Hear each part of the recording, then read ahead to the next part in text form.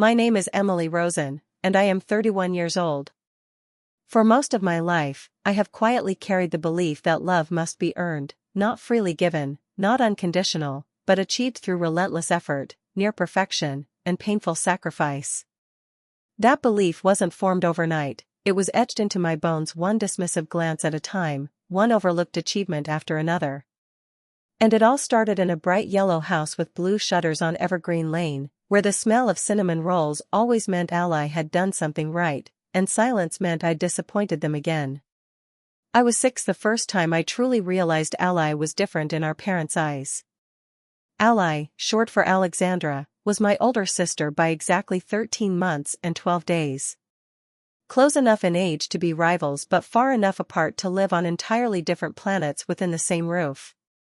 Where I had crooked pigtails and bruised knees from playing in the dirt with neighborhood boys, Ally had perfectly combed hair, ballet lessons on Tuesdays, and a drawer full of bows arranged by color. Even the way Mom looked at her, it was like watching a painter admire a masterpiece they couldn't believe they created. It wasn't just favoritism, it was obsession. Mom would beam whenever Ally so much as spelled her name without help. Dad would ruffle her hair and tell her she was his little Ivy League. Meanwhile, when I brought home a finger-painted lion from kindergarten, one I'd spent hours trying to make fierce and detailed, Mom squinted, said it looked like a blurry potato, and then left it on the counter until it got soggy from a glass of lemonade. Ally sneezed on a napkin once and got it framed as a joke. But I don't remember anyone laughing. The first moment it truly, permanently lodged into my chest was in 2nd grade, the week before Mother's Day. Our teacher, Ms. Evans, had told us to make something from the heart. I worked for days on mine, drawing a portrait of our family, cutting out little pieces of construction paper to form a garden because Mom always said she loved daisies. I even asked the librarian how to spell irreplaceable because I wanted to write, to the most irreplaceable mom in the world. I gave it to her that Sunday morning, bursting with excitement and pride, imagining it going on the fridge, maybe even getting laminated like Ally's multiplication test from last year. She barely glanced at it. "That's sweet, Em," she said, then went back to her crossword puzzle. 2 hours later, Ally handed her a macaroni necklace, crooked, messy, missing entire loops, and Mom's eyes welled up. She gasped like someone had handed her the Hope Diamond and whispered, "Oh honey, it's beautiful," before pulling Ally into her lap and stroking her hair like some sort of fairy tale queen. I stood there, still holding the corner of my drawing, like maybe if I held it long enough, she'd look again. She didn't. That was the moment. The moment the scales tipped, and I stopped believing love was something I had just by being born. From then on, I began chasing it like a moving target, always just out of reach. I became excellent at overcompensating. I was the helper, the peacemaker, the one who cleaned up Ally's messes before anyone noticed. When she spilled juice on the couch, I ran for towels before Mom could come in. When she forgot to study for a math quiz, I let her copy my homework. "Why can't you be more like Ally?" was their favorite refrain, but they never asked why Ally could afford to be like herself without apology. Ally, for her part, wasn't cruel, not in the way that would be easy to name. She didn't trip me in hallways or steal my lunch money. No, Ally specialized in the soft, insidious kind of dominance that makes people question whether they're imagining things. She was the type to borrow my clothes without asking, then insist they looked better on her. She'd smile as she told guests I had a quirky sense of style or that I was just a little sensitive whenever I cried after Mom dismissed me. When I got a B+ in English, she said, "That's great, Em.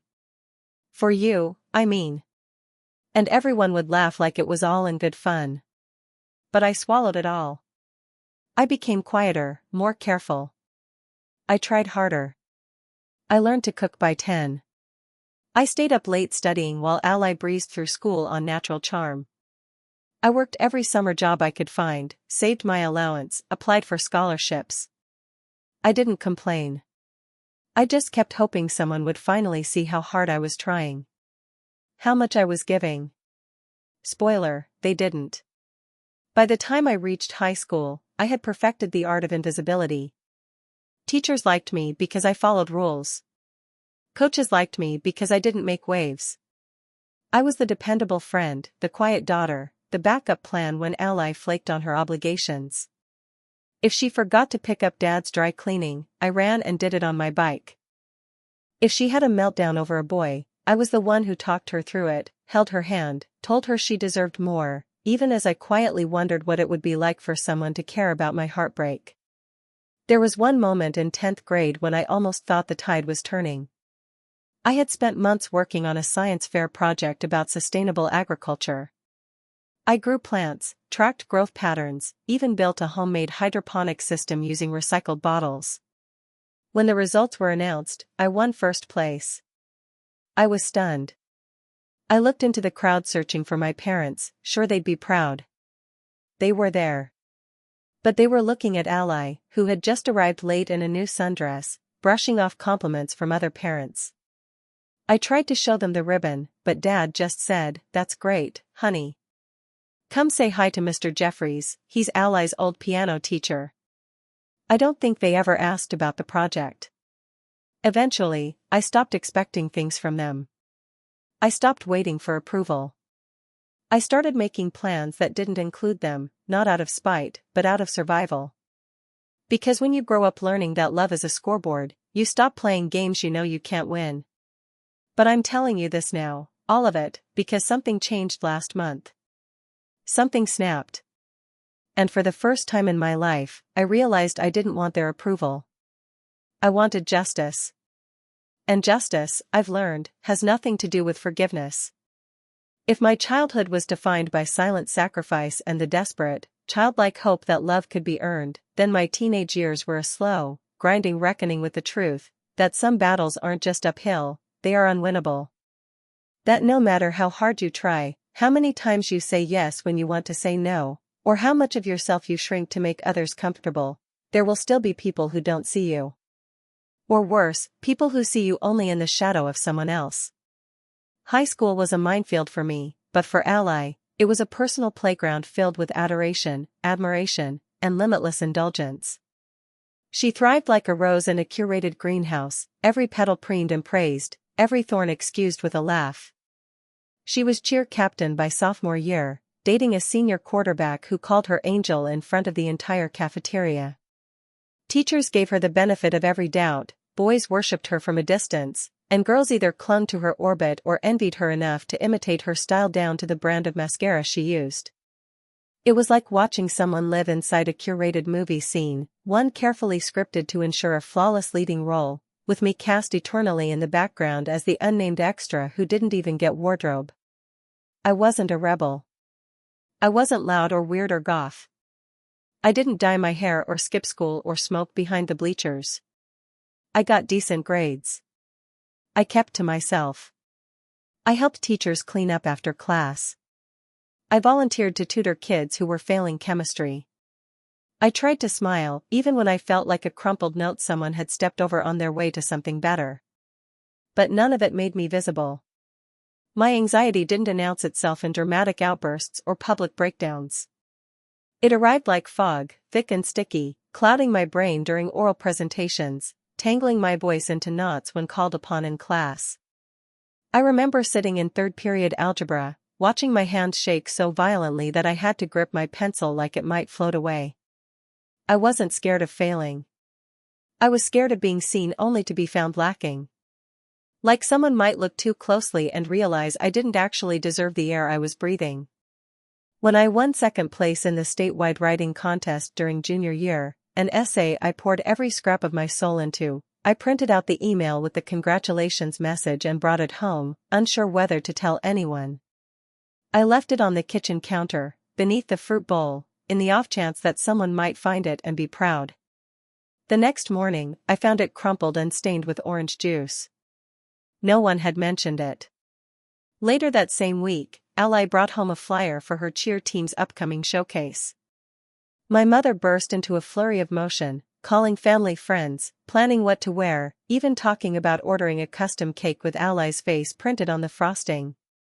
She snapped photos of Ally in her uniform from every angle, posted them on Facebook with captions like "Our shining star," and sent out texts to our aunts and uncles urging them to attend.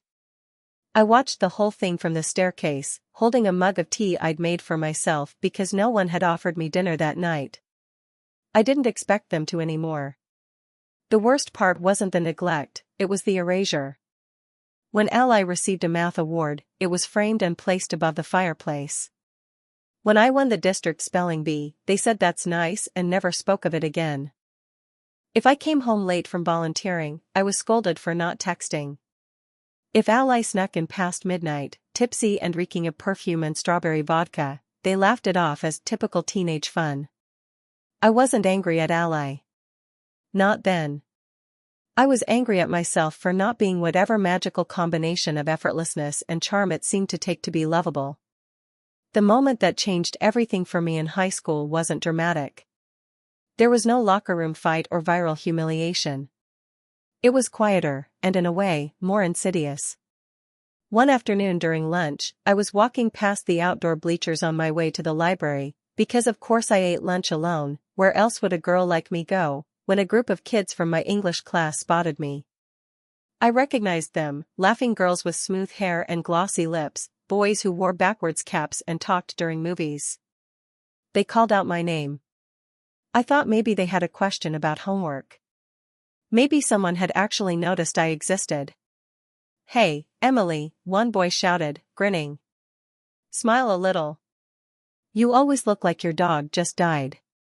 Another laughed, and added, seriously, you'd be so much cuter if you didn't look like you were constantly solving math equations in your head. Someone else chimed in, mimicking my walk, slow, hesitant, like I was trying not to take up space. They laughed harder. It wasn't cruel in the cartoon villain way. It was casual. Lazy. Like mocking me required no effort at all. I didn't say anything. I didn't cry until I got home. I walked into the house that day still shaking from the encounter, my backpack digging into my shoulders like an anchor. My mother was in the kitchen, slicing vegetables in her usual methodical way, the kind of domestic performance she never broke character from. I stood there for a moment, unsure of what I wanted, comfort, maybe. Recognition. A single moment of warmth. "I got bullied today," I said quietly, like I was confessing to a crime. She didn't look up. Just kept chopping. "Maybe if you smiled more," she said, her voice casual and clipped, "or tried harder to make friends, people would like you more." She said it like she was giving me fashion advice. As if decades of pain could be undone with a dab of lip gloss. I don't know what made it worse, the fact that she meant it or the fact that she didn't even pause to consider how it might feel to hear those words from your own mother. Behind me, Ally's voice rang out from the hallway. "Yeah, Em. You do kind of give off serial killer vibes when you frown." She laughed. My mother smiled. I left the room. That night, I started writing in a journal I had found at the bottom of my bookshelf. It had a bent spine and smelled like dust, but it was blank and mine. I sat on the floor of my bedroom, cross-legged in pajamas with a tear in the seam, and wrote without stopping for 3 hours. I didn't write to be profound. I didn't write like I was in a novel. I just let it all pour out, rage, longing, loneliness, confusion. I wrote about the kids at school who looked through me like I was a smudge on a window. I wrote about the ache of watching Ally be adored for things I'd never be allowed to even attempt. I wrote about my mother's indifference, my father's silence, the way dinner conversations revolved around Ally's life as if no one else in the house even existed. That journal became the first thing that ever made me feel whole. I didn't share it with anyone.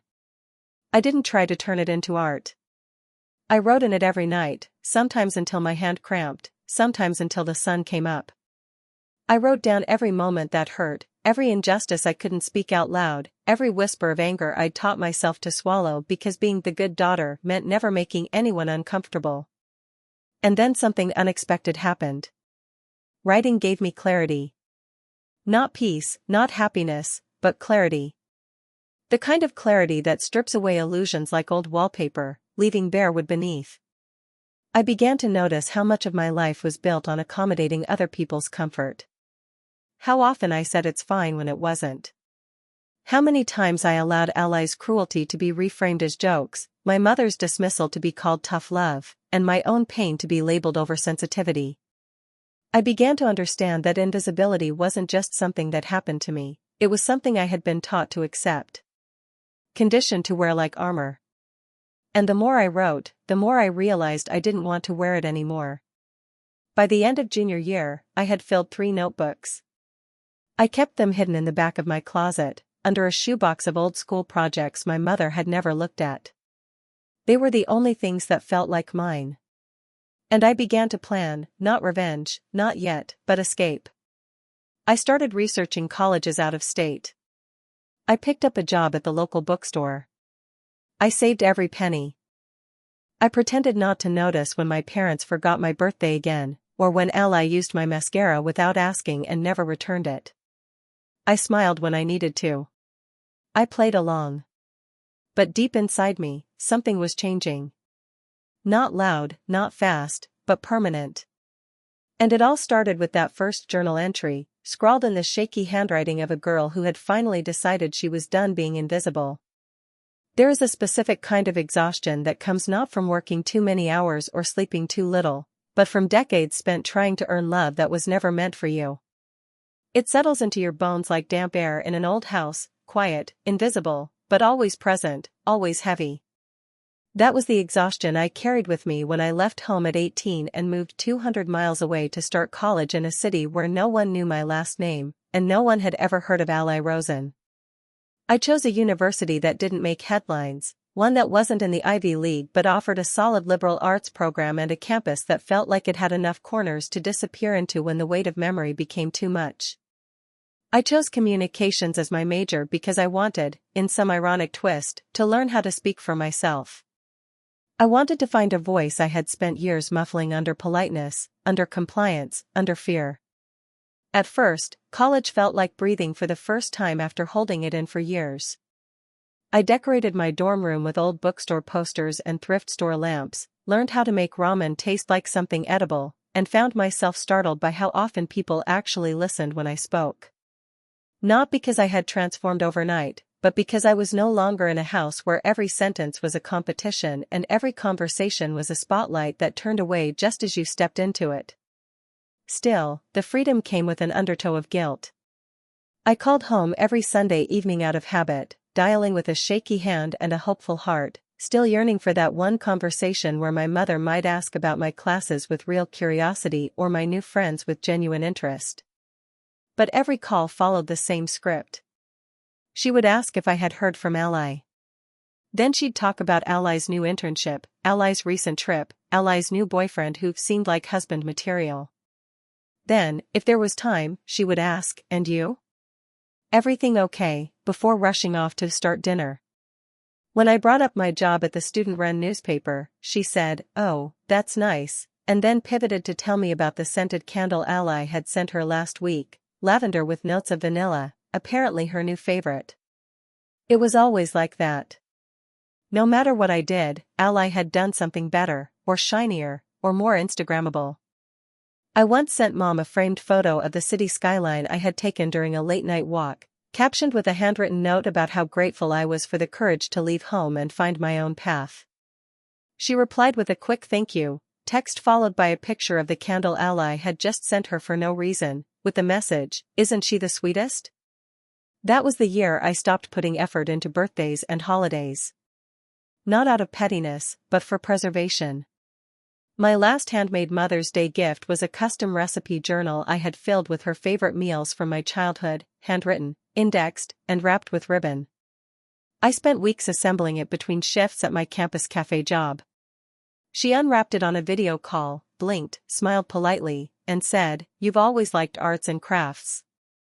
2 days later, Ally dropped by with a candle and a bouquet of grocery store tulips, and my mother posted a picture with the caption, "My darling girl never forgets to spoil me." That post stayed pinned on her profile for months. The summer after sophomore year, I moved into a tiny one-bedroom apartment with peeling wallpaper and a sink that gurgled like a dying cat. But it was mine. Every cracked tile and squeaky floorboard was mine. I took a part-time job editing copy for a local ad agency and spent my evenings eating frozen dumplings on the fire escape, watching the city buzz below. It was imperfect, but it was the first place I had ever lived that didn't echo with comparisons. I still went home for holidays, at least at first. I told myself it was important to maintain some semblance of family connection. I told myself I was doing it for the sake of keeping the peace, but really, I was still chasing something. Still hoping that maybe if I proved I wasn't broken, they'd see me differently. Maybe if I showed up as the accomplished, capable adult I was becoming, they'd finally look at me with something more than obligation. They didn't. One Thanksgiving, I arrived with a bottle of wine and a homemade pumpkin pie, only to be told that Ally had already brought dessert and that I could just put mine in the fridge for later. It stayed there untouched all weekend. That winter, I went home for Christmas and found that the family tree was decorated entirely with ornaments Ally had picked out. The ones I had made as a kid, those little clay stars and painted snowflakes from second grade, were nowhere to be seen. When I asked about them, my mother shrugged and said, "I think I donated some of those old ones. They were falling apart, you know." I didn't cry until I was back in my apartment, alone, staring at the cheap pre-lit tree I'd bought from a second-hand store. It had one ornament, just one, that I had brought from college. A little tin heart my roommate gave me when I aced my final presentation. It meant more than every garland and ribbon back home. It wasn't until my senior year that I finally stepped into a therapist's office. It had taken me weeks to work up the nerve to schedule the appointment. My university offered 6 free sessions per semester, and I figured if nothing else, I could use one to unload some of the things I had never said out loud. I expected to feel embarrassed. I expected to be judged. What I didn't expect was the silence, the gentle, open silence of someone actually listening. I spent the first session rambling. Talking in circles. Minimizing everything. "It's not like they abused me or anything," I said. "They just didn't really notice me. I don't know. Maybe I'm being dramatic." My therapist, a soft-spoken woman named Dr. Chen, didn't interrupt. She didn't try to correct me. She just asked, "What would it look like if someone had abused you? What would need to happen for your pain to feel real enough?" I didn't answer. I didn't know how. Over the next few months, we unraveled it all. The favoritism. The gaslighting. The emotional neglect that had been wrapped in the language of tough love and standards, and that's just how mothers are. I remember the session where I first said the words, "I don't think my mom ever really liked me." I expected Dr. Chen to tell me I was wrong. Instead, she asked, "How long have you felt that way?"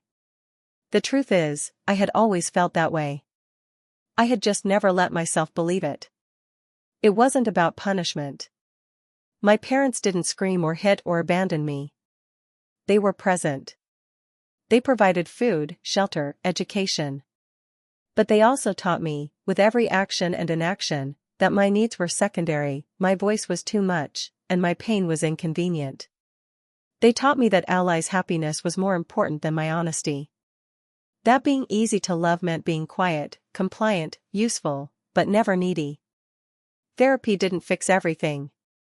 It didn't magically erase the ache I felt every Mother's Day, or the envy I battled every time Ally posted a picture with our mom holding a fresh candle and beaming like she'd been handed the crown jewels. But it gave me language. It gave me clarity. And most of all, it gave me the courage to ask myself a question I had never dared to voice before: why was I still trying? Why was I still chasing approval from someone who had never once reached for me without condition? Why was I measuring my worth against a scale built entirely by people who didn't see me as a person, but as a backdrop to Ally's spotlight? I didn't have all the answers. Not yet. But I was starting to understand that I didn't owe anyone my silence. Not anymore. The next time I got a call from my mother reminding me that Ally's birthday was coming up, and that she'd really love if you could drive down and help decorate, I simply said, "I won't be able to make it this year." She paused. Not long enough to process. Just long enough to sound offended. "Well, that's disappointing," she said. "Ally always makes time for family." I didn't reply. I just ended the call, closed my eyes, and exhaled. I didn't owe them attendance. I didn't owe them my weekends. I didn't owe them the pieces of myself I had spent years taping back together. It was the beginning of a new kind of freedom. And for the first time in my life, I wasn't asking for permission to take it. There comes a moment in every long-suffering person's life where the scales finally tip, not with drama or spectacle, but with the quiet, unmistakable snap of something internal that has held for far too long. That snap doesn't always come in the form of betrayal, or loss, or cruelty. It sometimes arrives on a sunny afternoon, over lukewarm tea and store-bought cake, in a room filled with people who still think your silence means safety. For me, that moment came on a Mother's Day that should have passed like the others, numb, obligatory, forgettable, but instead became the day I finally stopped swallowing my grief like it was my birthright. I had spent the 2 weeks leading up to it compiling something I never intended to become a catalyst. It was meant to be a peace offering, or maybe a desperate plea for acknowledgement. I called it a scrapbook, but it was more than that. It was a decade of memories carefully selected and captioned. I included childhood photos of us at the lake house, one of me holding a frog and smiling like I had just discovered joy for the first time. There was one of Ally and me building a snowman when I was 7 and she was 8. I was the one with the carrot in hand, but she was the one our parents posted on the fridge that year. I added ticket stubs from school plays where I had only been in the ensemble, but had still waited eagerly in the wings for my parents to spot me. I included scans of old report cards with comments like "Emily shows quiet leadership" and "Emily is a thoughtful contributor," which no one had ever read aloud at dinner. At the end of the book, I added a letter. Not confrontational, not angry, just honest. I told my mother that despite the distance, despite the cold silences and the missed acknowledgements, I had always hoped she would see me. I told her I didn't need perfection, I just wanted presence. I ended it with a line I still remember writing with my hands shaking slightly over the page: I was here, too. I wrapped it in floral paper, tied it with a satin ribbon, and placed it in a white gift bag beside a card that read, "Thank you for being the woman who taught me how to be strong, even when I had to learn it alone." I should have known. Mother's Day morning began like all the others. The house smelled of cinnamon and coffee and Ally's overpriced candles, which our mother had apparently started collecting like relics. The kitchen buzzed with movement and chatter. Cousins, aunts, and uncles had all gathered, as they did every year, making it less about celebration and more about spectacle. Ally was already there, of course, wearing a pastel dress and her signature smile that never reached her eyes when I was in the room. She was setting the table and chatting with our cousin Lisa about a new Pilates studio when I walked in holding my gift bag like a fragile offering. Ally said, her tone drenched in false warmth. You made it. You didn't say if you were coming. I smiled tightly and placed the bag on the kitchen island. Wouldn't miss it, I said, my voice softer than I felt. Our mother was sitting at the head of the table, a glass of mimosa in one hand and her phone in the other, likely scrolling through Facebook posts she had already liked 3 times. She looked up, offered a distracted smile, and said, "Emily, you look thin. Are you eating enough?" No hello. No hug. Just commentary, as always, on the way I took up space. Lunch passed in the way only family events can, loud, polished, and vaguely exhausting. Every mention of Ally's new boyfriend was met with praise and eager questions. Every joke she told, no matter how pedestrian, was met with laughter. I sat quietly, nodding when spoken to, refilling water glasses, and waiting for the moment I could hand over the scrapbook. That moment came just after dessert. Time for gifts. Ally chirped, clapping her hands like a birthday girl at her own party. She pulled out a sleek white box from under the table and handed it to our mom. Just a little something, she said. Our mother opened it and immediately let out a delighted gasp. Oh, honey, a lavender and cedarwood soy candle, my favorite brand. How did you know? Lucky guess, Ally said with a wink, and everyone cooed like a chorus of trained seals. I stood and walked over, handing her my gift bag with a quiet "Happy Mother's Day."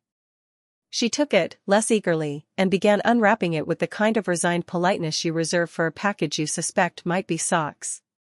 When she pulled out the scrapbook, her smile froze for a moment. She opened it, flipped through the first few pages, glanced at the photos, then paused at the letter in the back. She read in silence while the table slowly grew quieter, everyone sensing a shift they couldn't quite name. After what felt like a minute, she closed the book, placed it back into the bag, and said with a smile that didn't quite reach her voice, "You always try so hard, don't you?" There was a ripple of uncomfortable laughter. Ally, seated closest, chuckled under her breath, sipping from her glass like she was watching a mildly amusing sitcom. Something in me broke. Not with a bang, but with a crack that echoed inside me louder than anything that had ever come before. I felt my breath catch, and for a moment, I considered doing what I always did, smiling, nodding, swallowing it. Letting it pass. Letting it bury itself beneath years of unspoken hurt. But I didn't. I stood there, trembling but rooted. My voice, when it came, was clearer than I expected. "You think that's funny?" I asked, my tone sharper than any knife in the kitchen drawer. The room fell into an almost cinematic silence. Our mother looked up, blinking. "What's that, Emily?" I said. I repeated, "Do you think it's funny? That I spent 2 weeks trying to give you something that mattered to me? That I tried, again, to be seen, to be loved, and you brushed it off like I handed you a pair of socks from a clearance bin?" Ally leaned forward, her smile now slipping into something colder. Calm down. It's just. No, I said, raising my voice slightly. You don't get to calm down me. Not anymore. I turned to our mother. I've spent my entire life trying to earn a kind word from you. I used to think that if I was quiet enough, helpful enough, easy enough, maybe you'd finally notice I was in the room. But it's never been enough, has it? Emily, that's not, she started, but I cut her off. Yes, it is. It's exactly what it is. You've always chosen Ally. You've always dismissed me. When I got bullied in school, you told me to smile more. When I won awards, you said that's nice and moved on. You made it clear, over and over again, that my worth was conditional. That I was only valuable if I didn't take up too much space. Well, I'm done. There were gasps around the table, murmurs of Jesus and "what's happening?" from relatives who'd only ever seen me as the quiet one. My father, silent all this time, looked stunned. Cousin Lisa stared down at her lap. Then, finally, someone spoke. It was Aunt Maria, Mom's older sister. Her voice was soft, but sure. I always saw it, she said, looking right at me. I always wondered how you stayed so quiet. A few more heads nodded. Lisa, finally looking up, whispered, "Me too." My mother looked around like the walls were closing in. I did the best I could, she snapped, defensive now. You think it's easy raising 2 daughters? Emily was always difficult. So emotional. Maybe I was emotional, I replied, because I was constantly being told I wasn't enough. Ally stood up now, hands on her hips. This is so typical. Turning everything into a pity party. God, it's exhausting. No, I said. What's exhausting is pretending this didn't happen. What's exhausting is playing the dutiful daughter while you hand out affection like it's a prize Ally won in a raffle. I didn't wait for a response. I turned, walked to the door, and grabbed my bag. As I opened it, I heard my mother say, "If you walk out now, don't bother coming back." I turned to face her one last time. You haven't noticed I've been gone for years. And then I left. Outside, the sun was still shining, the breeze gentle, the world unchanged. But I had. The morning after everything unraveled over Mother's Day brunch, I didn't wake up with tears in my eyes or a pounding heart. I didn't feel guilt, or shame, or that nauseating cocktail of regret I'd grown so used to sipping after every family gathering. What I felt, instead, was an unfamiliar stillness, like the heavy, vibrating silence after a thunderstorm when everything is broken but also clean. It wasn't peace, not yet. But it was the space where peace might eventually grow. I lay in bed with my phone on silent, its screen full of unanswered texts from relatives. Some messages were dripping with shock, others with sympathy, and a few held the unmistakable tone of judgment, accusing me of ruining the day or airing family business like dirty laundry. I read them all once and then archived every single thread, refusing to let them pull me back into a dynamic I had finally clawed my way out of. I didn't respond to my mother's last message, which read only, "You embarrassed yourself." There was no apology, no acknowledgement, not even a passive-aggressive attempt to pretend it hadn't happened. And for the first time, I didn't want one. I wasn't hungry for her validation anymore, because I had finally realized what that hunger had cost me. It had cost me time, identity, sleep, joy, and years of swallowing truths that had nearly choked me. I wasn't willing to pay that price anymore. The days that followed were quiet but full. Aunt Maria called me 2 days later, her voice steady but gentle, like she was feeling her way through unknown terrain. "I just wanted you to know," she said, "that you weren't wrong. And that some of us saw it. We just didn't know how to say anything." I didn't ask her why she had waited so long. I didn't need to. I knew already how family loyalty often demanded silence. How it was easier to excuse patterns than confront them. But her words mattered. They felt like a small door swinging open, letting in air where I hadn't realized I'd been suffocating. A week later, my cousin Lisa sent me an email. It was long, surprisingly thoughtful, and ended with a single line that broke me. "I used to think I was imagining it too." It turned out that while I'd been narrating my isolation internally, quietly documenting my neglect in spiral-bound journals and therapy sessions, others had been watching. Quietly. Passively. But they had been watching nonetheless. And in the wake of my eruption, some of them were now turning inward, reflecting on the roles they had played, the things they had let slide, the praise they had piled on to Ally while never once asking how I was doing. Of course, not everyone reached out. Ally posted a cryptic quote on Instagram that week, something about betrayal and jealousy and real ones knowing who they are. It didn't name me directly, but everyone knew. Her followers left heart emojis and comments that read, "You don't deserve negativity, Queen." I didn't respond. I didn't even roll my eyes. I simply unfollowed her, removed her from my contacts, and blocked her number. Not out of spite. Out of necessity. Cutting off Ally wasn't dramatic. It was a long overdue act of preservation. For too many years, I had given her the benefit of the doubt, excused her digs as jokes, and tolerated her eclipsing presence because I believed that's what sisters did. But siblings, I've learned, are not sacred simply because of blood. Sacredness requires reciprocity. And Ally had never offered me that. My mother, predictably, fell silent after her final text. No apology arrived. No flowers. No call. I wasn't surprised. What surprised me was how little I cared.